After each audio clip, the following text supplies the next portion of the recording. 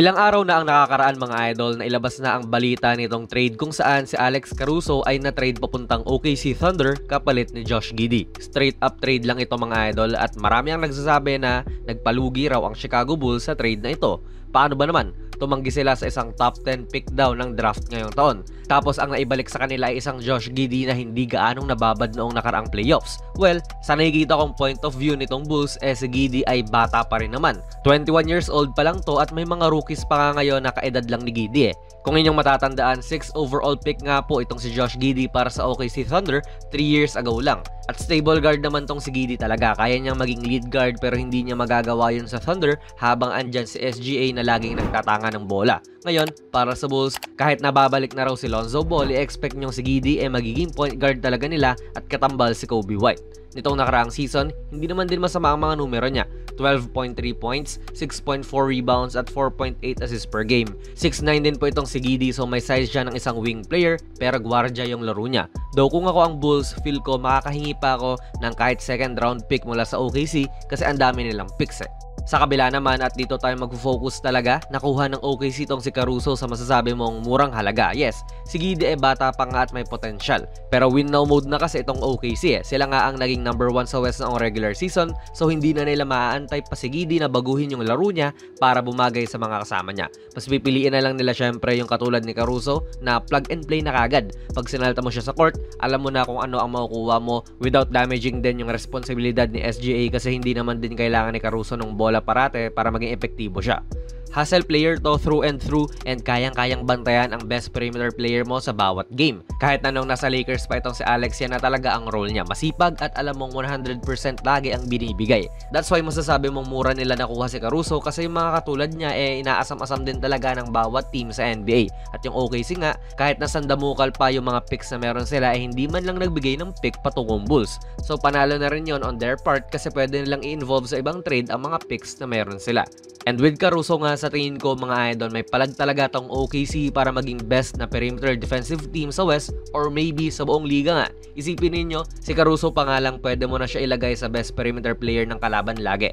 And kahit na walang Caruso, ang nakatoka sa OKC dyan ay si Jalen Williams. And hindi lang din yun mga idol, may Lu Dort pa sila. Na basically, kapalitan lang din ni J-Dub ng trabaho sa depensa. Mas pinapabantay pa nga tong si Dort sa mga malalaki kasi built to na parang football player sa lapad ba naman niya. And hindi lang ulit yan, may Keyson Wallace pa sila na isang dog din sa depensa.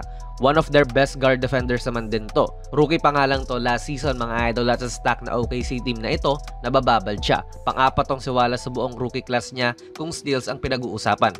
Nagkaroon siya ng 76 steals noong regular season and even sa blocks pang-10 siya with 37 blocks kahit nagwardya lang siya. Siya lang ang natatanging guard sa loob ng top 10 rookies ng blocks. Tapos, ginagawa niya pa yung mga yon habang matinik din sa tres. 41.9% siya nitong nakaraang season sa tres din. So ito si Caruso, J-Dub, Dort, Wallace pwedeng makipagsalit-salitan sa pagdepensa sa mga best guards or wings na makakalaban nila.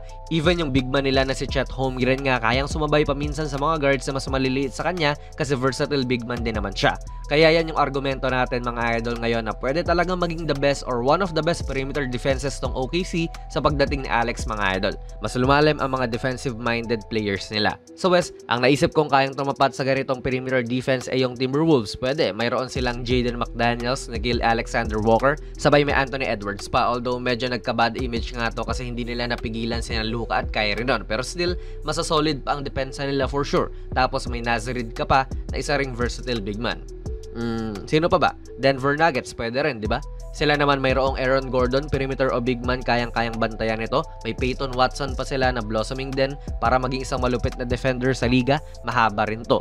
Christian Brown, ganun din, masipag na bata. Si KCP, hindi na muna natin isasama kasi magiging free agent siya ngayong off-season. Pero feel ko, ang makakatapat talaga sa ganitong depth ng OKC ay yung reigning champs, Boston Celtics pa rin.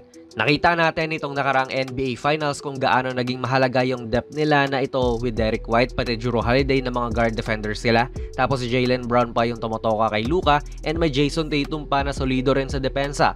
Proven and tested na nga rin to kaya nga nagkampiyon ang Boston. Marami silang pantapat sa guard duo ng Dallas at naging too much na lang din yon sa kanila. And the fact din na magagaling din umiscore yung mga yon. And sa tingin ko mga idol, magkakaroon ng ganong epekto rin yung OKC with Caruso, at least defensively. Fourth na yung OKC sa depensa last season mga idol, and with Caruso, sa tingin ko mas paiigtingin lang niya ang depensa ng team na ito. May bagong makikita-hol na sa OKC ngayon. Ano po masasabi niyo sa video natin ngayon? Ilagay niyo lang po ang inyong mga komento sa ating comment section sa baba. Plug na rin natin ang ating very first merch. Ako ang nag-design nito, mala vintage na Kobe shirt. $6.89 lang yan at ayan po ang nilalaman kapag bumili ka. PM lang kayo sa ating Facebook page. Pwede rin kayo mag-check out sa TikTok shop. Kung nagustuhan nyo po ang ating video ay papindot na lang idol ng like button, mag-subscribe ka na rin sa ating channel at ako nga pala si Jonas PB, and as always, hanggang sa muli.